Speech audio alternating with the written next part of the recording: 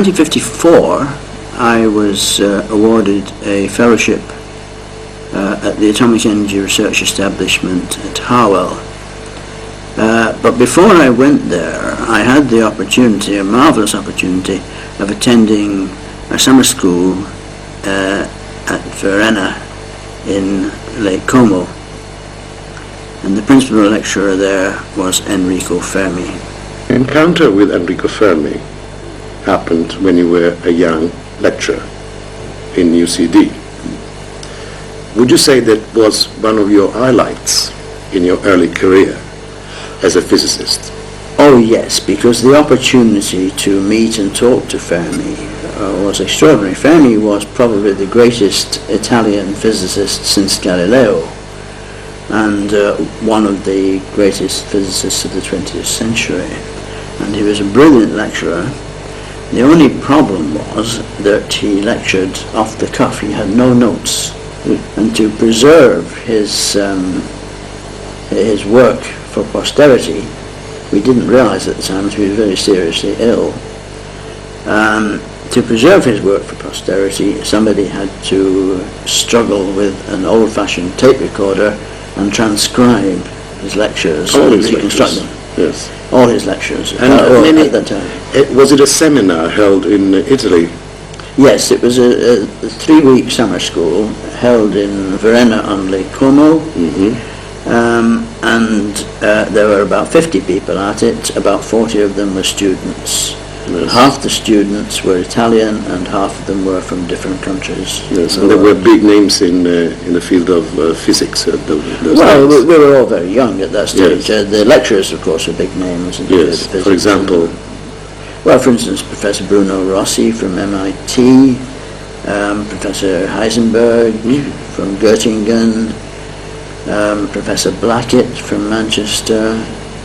What a bunch of brains. Oh yes, Nobel Prize winners, several Nobel Prize winners. Well, indeed. This is a picture of the students and lecturers at Varenna. There are 15 people in that picture. Fermi is there, and Professor Occhiarini from Milan, Professor Bernardini, Professor Rossi from MIT, some very distinguished physicists indeed, and then about 20 Italian postdoctorals and students, and about 20 from abroad.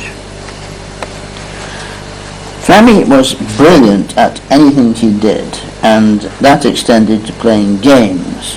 So when we played calcetto in the Albergo del Sole, Fermi, instead of taking one handle, like everybody else, took 2 handles and controlled them independently.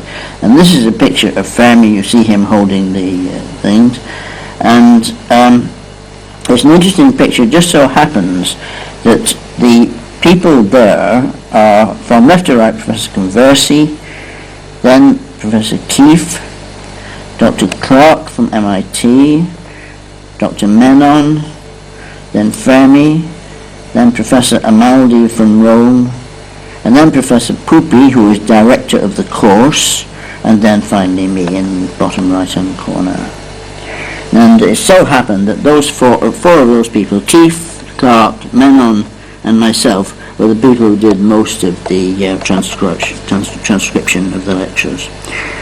That's a picture of Fermi standing by the lake. That's some steps, talking to Heisenberg, who is just faintly visible. With their backs to us are Professor Bruno Rossi and Professor Louis Lepage. Well, of course, this was an enormously powerful experience, and I got a great deal out of it, though I had a lot of difficulty with following the lectures. They were brilliantly given, but the material was quite difficult and quite new. So I had trouble with that, but the transcription, although it was very tedious at the time, helped me a lot, because it meant going over sentence by sentence the material. But you are an astrophysicist, which is a fascinating area. Myself, as a layman, I've always been fascinated by this concept of time traveling and time-space. Has it time traveling been part of your studies and research, or fascination or whatever? I've been interested in the possibility, of course, but I can't claim any great knowledge of it. I understand that certain nuclear reactions, high energy particles striking others, can be best explained in terms of something which we call time travel. Now, the time travel would only last for a millionth of a millionth of a millionth of a millionth of a second, so it wouldn't be of any practical use, but the possibility of going backwards in time would seem to be a part of physics. It seems very unlikely that it would ever be of any practical use. And of course the societal impact of going backwards in time, if you annihilate somebody's grandfather, what are you going to do?